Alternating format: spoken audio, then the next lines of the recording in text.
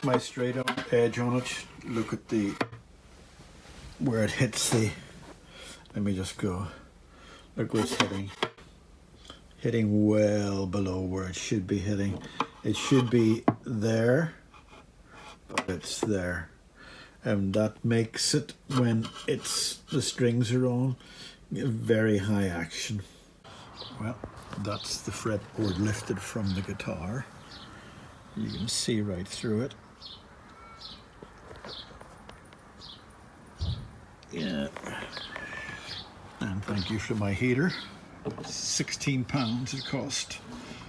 This is the main block of wood which supports the fretboard. It goes inside the guitar about that far. This very skinny, let me show you how skinny it is. That's how skinny it is. It goes inside the guitar to about there and widens out to a large block that goes the whole way back and then tapers into this. So it comes out like that and then tapers out to a wide block. I would say is that wide. And that wide block is solid. I got a feeling I suspect what they've done. I can only guess at this. I probably will know when I go to do the final job in this. But I suspect what they've done is they've kept, how do I describe this? They just have a slot here in the guitar and maybe two little slots on each side of this thin part of the neck, and the guitar slotted into there. But the main support for the neck is this block that's glued to the back of this here. And it's also this main piece of wood, as I say, comes out to here and it's glued to the top, and they're glued on the inside. So I have the feeling it's going to be from about there. There's a large block of wood. It's all one part of the neck. I don't believe that there's any dovetails or anything in there. So I'm going to have to take a saw and cut this neck the whole way up, because I can see no way of getting in there. And unless I take the back off, and I don't want to take the back off. So it's a make or break for this guitar, because as you can see, even with the tailpiece off, you can see how high that is to the bridge. That should be flat, right?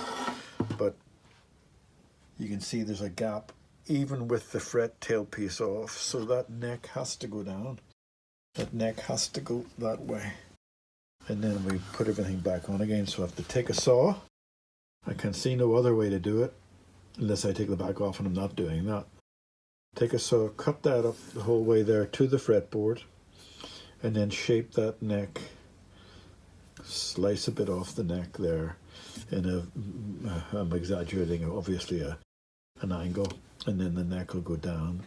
But to glue that, the one worry I have is that this is such a skinny piece of wood, and that skinny piece of wood is going to be glued to the thicker piece of wood on the inside, and that skinny piece of wood, which looks beautiful, but has to support that neck and the strings and the tension.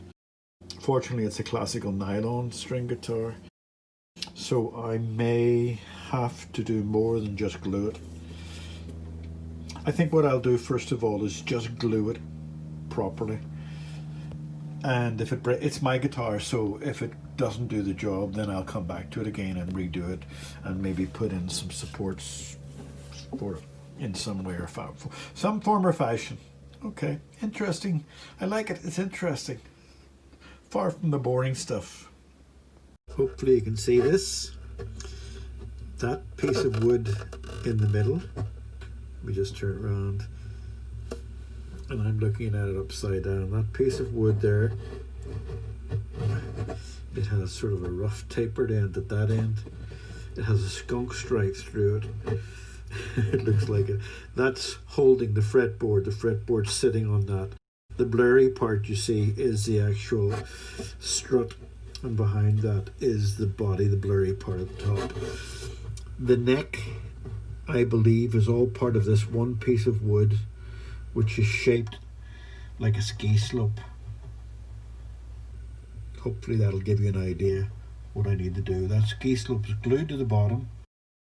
It's glued to the piece of wood that's holding the neck up, and the neck thing it's glued to the body, and then above that the fretboard tail piece is glued to that.